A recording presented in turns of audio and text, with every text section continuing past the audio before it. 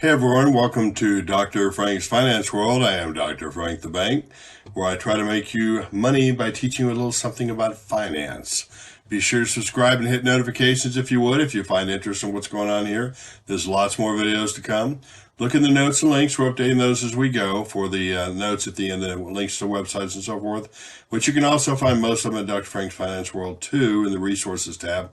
And check out the books. We got a great library of stuff that we've read and like from the Amazon bookstore, and it's in the bookstore on the website. So there are indeed 11 sectors that make up the economy. They're pretty easy to see, if you will, but less relatable to industry. So basically you have the economy, and then you have the 11 sectors, and then you have industries that feed down from there. Can you find investable through ETFs and mutual funds? Actually, you can find truly sector funds, either wider sectors or the industries within. So how do you find those industries? You go to the website and click here, or go, and there's a FinDes link on the tab on DFFW. So what it looks like visually, though, if you go to that website, is this. There it is. There you go. So you actually have, let me see if I can draw on this and get that up for you. So, okay. So each of these are the sectors of the economy: technology, communication services, consumer cyclical, and so forth. You can see them all up there. Below, you'll see what actually makes up technology, from consumer electronics to software to semiconductors and so forth. And these are actually a representation graphically of what percent of the sector is made up of these great big companies like Apple and Microsoft, or Google and Meta, for instance, Facebook, whatever.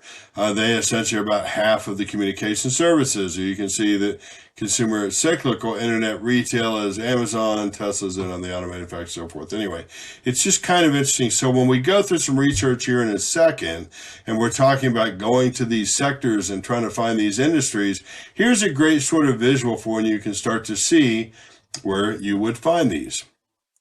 So the question really is sectors is, do they follow a sector or a cycle? And the answer is, yeah, actually they do. And you've seen this graphically probably before, where they talk about the economy and they overlay the business cycle on top of that and stuff. But there is research that shows this as well.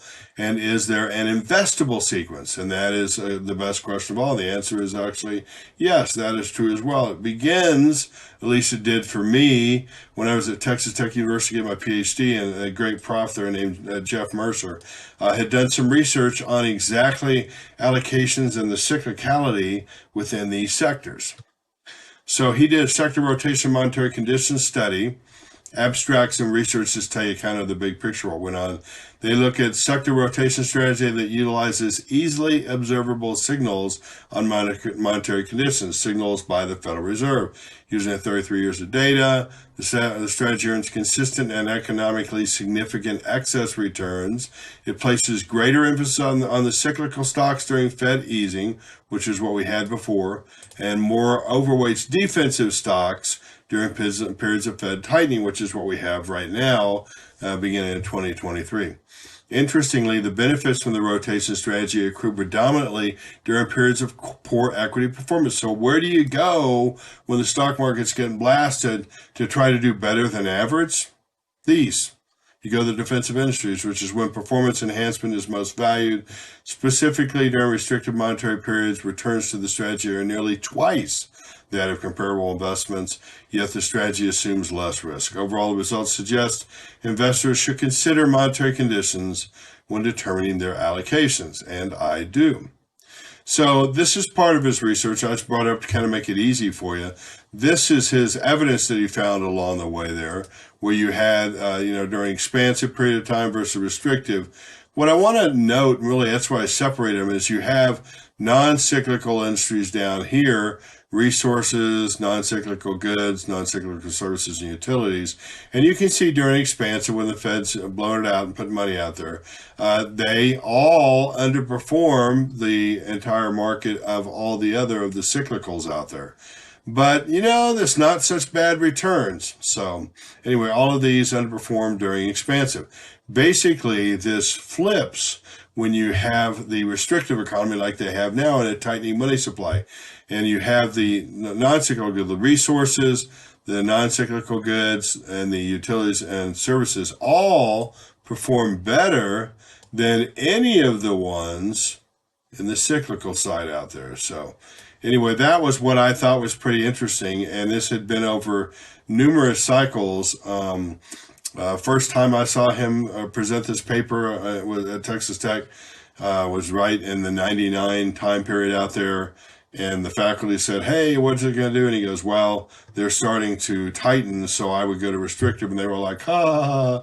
And a year later, the market was getting collapsed, and the only ones that survived were these. So anyway, pretty good stuff. So the next question, of course, that naturally comes is, if these are sectors, what makes up the sector?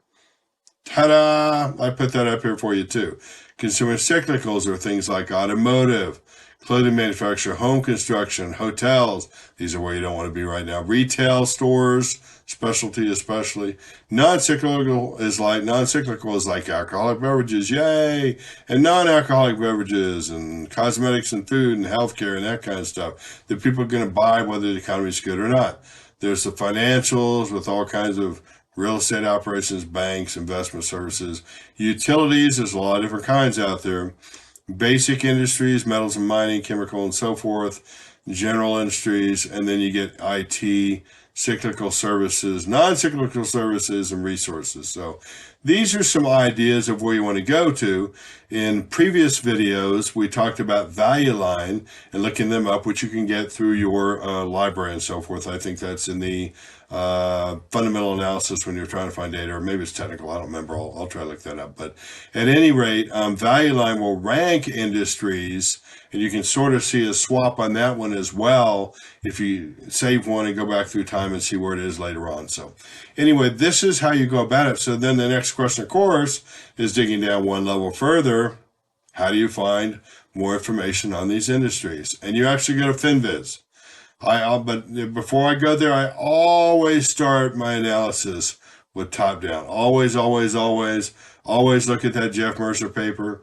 We were recording one about the Henderson State University, our student management fund, and how we did that, and it helped here as well.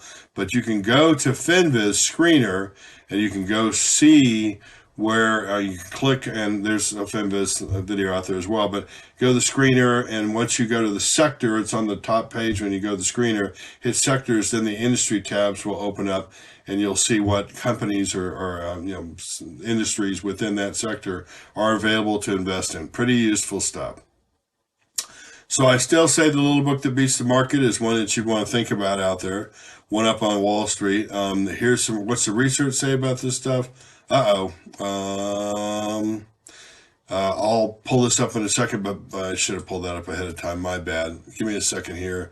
I can start the slideshow for the current slide, and we can click on this, and we see we're talking about the effects of macroeconomic shocks on sector-specific returns.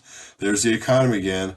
Reliance on market and sector-specific industries to evaluate managed portfolios has been popular. It's increasing the importance of understanding these market movements, how long they last.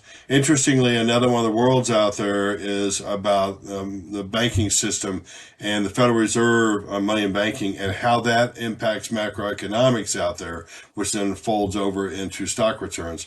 It's concerned with how shocks out there affect the major sectors out there, results in identify various responses.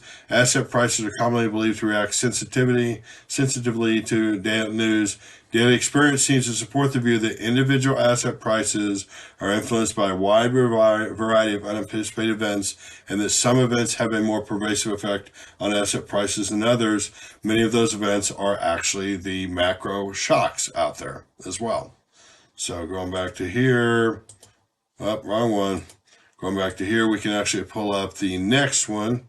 Did I already have that in the slideshow? Yeah. We can open that up here, and Science Direct says we're talking about co-movements of sector index returns in the world's major stock markets in bull and bear markets. This is just kind of an interesting side, if you will.